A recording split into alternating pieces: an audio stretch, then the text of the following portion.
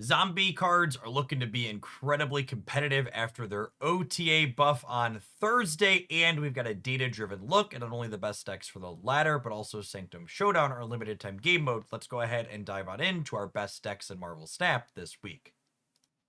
We kick things off with a deck list I actually featured before the buffs that after the buffs feels absolutely sweet. We've got all in horde zombie giant man stuff here featuring both of our cards from the weekend missions. Absorbing Man and Silver Surfer First Steps lets you leverage your plentiful on reveals to great effect, with an ideal sequence in this deck being a turn 5 zombie giant man who gets massive into an Absorbing Man copying this effect, as well as Grandmaster re-leveraging one of these two to make them absolutely huge in the center lane. This deck list also has some utility when these things don't come together perfectly, with Angela and Zombie Scarlet Witch providing supplemental points around the board, and Red Guardian as well as Kate Bishop providing a dash of disruption inside of key spots. One thing to keep in mind if you're going to be playing this deck list is that you want to play your on reveals that you're less likely to want to Grandmaster, such as Kate Bishop, into your center location so they can give you clean lines in the late game.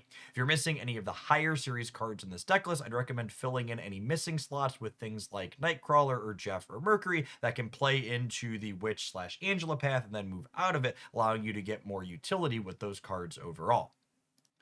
Another horde list, this one that I popped off of the untapped tracker that looked sweet, was this destroy focused variation. So there's no zombie power man at the top end of the curve. Instead, you're getting your bigger stats from a combination of deaths, potentially even being copied by Moira, as well as Victoria Hand, buffing up the Hood's demon, as well as whatever Mirage or Frigga is generating for you on the board. One really clean thing I love about this particular build is that you can play one drops, such as Hood or Moira into Zombie Scarlet Witch's path and then blow them away with Killmonger, or you could use Zombie Mr. Fantastic or Mirage in tandem with Misery or Lady Deathstrike to get those triggers and then clean out space so you can summon even more Horde over the course of your game.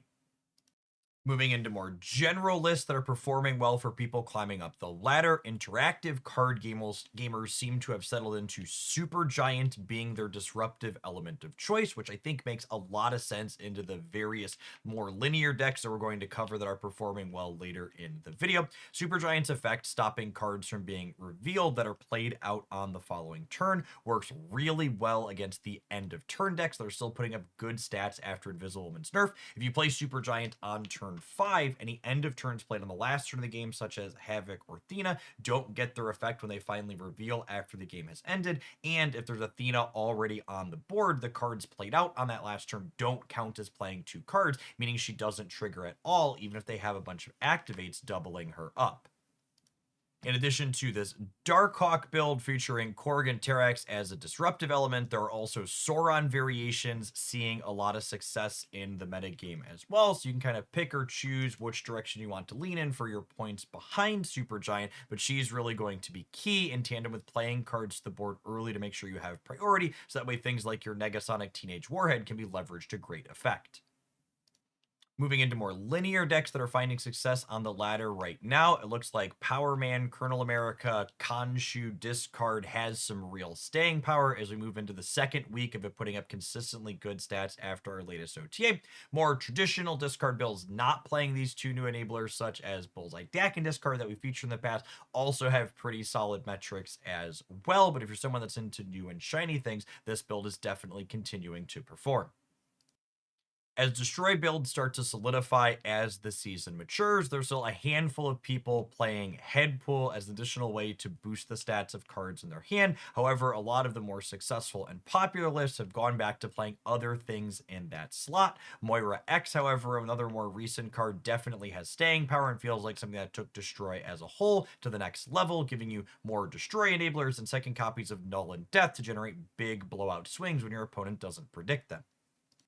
Nothing particularly new or innovative inside of the end of turn space this week, but it's just worth calling out that this archetype still has excellent performing metrics, even after Invisible Woman lost 2 points of power off of the top. It is worth noting, though, that this does mean she's exposed to things like Lady Deathstrike and Red Guardian a little bit more with her lower stats, so those are cards you're going to want to be thinking about when you're trying to counterplay your opponent's counterplay while playing this deck. Move decks continue to be a mainstay in the metagame as well, with Sparky from last season solidifying its spot as one of the better enablers in the game, alongside things like Anya, Madam Web, and Ghost Spider. One development in this most popular and successful move list after our latest OTA is that the second tech card that this archetype is playing is Juggernaut in addition to Cosmo. This little bit of added efficiency lets you play out a 2 on the last turn of the game, such as Cloak, or pair it with Ghost Spider, which other tech cards that this deck has played in the past, such as Eliath, don't allow for because they're a little bit less efficient than Juggernaut's 4 energy cost. The key thing about the disruptive cards in this deck, Cosmo and Juggernaut, is that in addition to breaking up what your opponent has going on, they can also serve as protection for your own card, stopping something like a Shadow King or Shang-Chi from breaking your move payoff that's scaled up. Our last regular Marvel Snap deck to cover this week before diving into some Sanctum Showdown lists is Spectrum Ongoing, continuing to put up some solid results. This archetype can spread stats around the board with Moonstone and Mr. Fantastic, and then when you top end your namesake, you're going to spread points on it in a way that's difficult for a lot of things to keep up with. One thing I want to call out that's absent from these deck lists is that the 1-point power buff on Fire Lord as well as Elixir doesn't seem to have moved the needle on those cards super meaningfully. There are some people experimenting with them, but the sample sizes are all pretty small, and none of the metrics on any of them justify making it into the high potential deck list that I sometimes highlight in these type of wrap-up videos so far. We kick off our Sanctum deck list portion of the video today with a couple of anecdotes from my personal most successful decks. These 12 move cards are actually one I rattled off an insane 9-0 win streak with on my live stream. Be sure you're keeping an eye on the daily deck uploads channel to catch those games. We absolutely dance circles around all of the popular powerful decks that we're going to highlight in a minute here in this video. Being able to take a massive Vulture or Dagger or Human Torch and punt it all around the board to the Sanctum location every single turn with Doctor Strange and Ghost Spider and Madam Web and Sparky felt incredibly powerful. Once this deck got online, we basically were snapping every single turn, taking 4 to 6 points, depending on how frisky our opponent was feeling, while them not being able to predict exactly how often our stats would be sliding around. This Destroy list has been my bread and butter for this game mode. However, it's the thing I have the most games logged on, and it's just incredibly fun to execute. Moira X is especially cheeky in this deck list because Dormammu's starting ritual counts as being in your opening hand, meaning she generates 4 cards for you. While this can present some challenges in managing your hand size in the early game, it's quite powerful in the mid to late game because the way Dormammu's rituals interact with being multiple copies is that if your Dormammu's already on the board from a previous stage 2 summoning ritual, when you play the next stage 2 summoning ritual to sacrifice 2 things again, it moves the Dormammu that's already out, kind of giving you this move-esque payoff of sliding this massive stat stick around to the Sanctum every single turn, making it incredibly difficult for your opponent to keep up with. If you want to see this deck in action and get some tips on how to manage that hand size in the early game, be sure you check out my daily deck highlights channel where there's already some footage with this uploaded. To the surprise of no one, Zoo decks are the most popular thing on the Untapped tracker for Sanctum Showdown, and a lot of the variations have pretty successful stats. I think the noteworthy inclusions to call out in this particular sample deck list are Star-Lord is just a card that's kind of generically good in Sanctum, as well as Miles Morales, which has Hydra Bob, as well as Kate Bishop's occasional Grapple Arrow as their sole enablers, just incredibly efficient cards. The second most popular and also successful Sanctum Showdown list by the numbers is Sauron Scar. This is one of my archetypes I had in my pre-release, but these details are a little bit different than what I had in mind. I think the notable inclusion of Luna Snow, so you can leverage slightly more expensive effects like Galactus First Steps to great effect, is quite good. You're also playing points onto the board early, so it's often very possible for your Galactus to get well up into the double digits before you finally end up playing him out.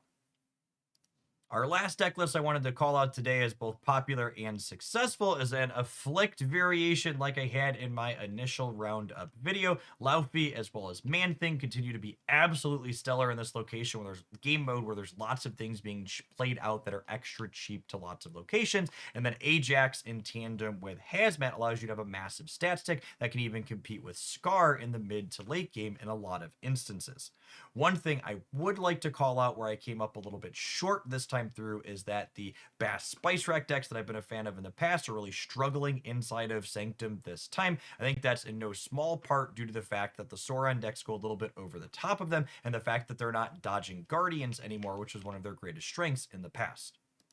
Before we wrap it up fully today, I also wanted to cover a couple of more budget deck lists that aren't playing a lot of higher series cards that have really good stats on Untapped. This is a Zoo variation that's leveraging Iron Man as its stat stick of choice, as opposed to the higher series Gilgamesh that has very reasonable metrics up on the Untapped tracker so far.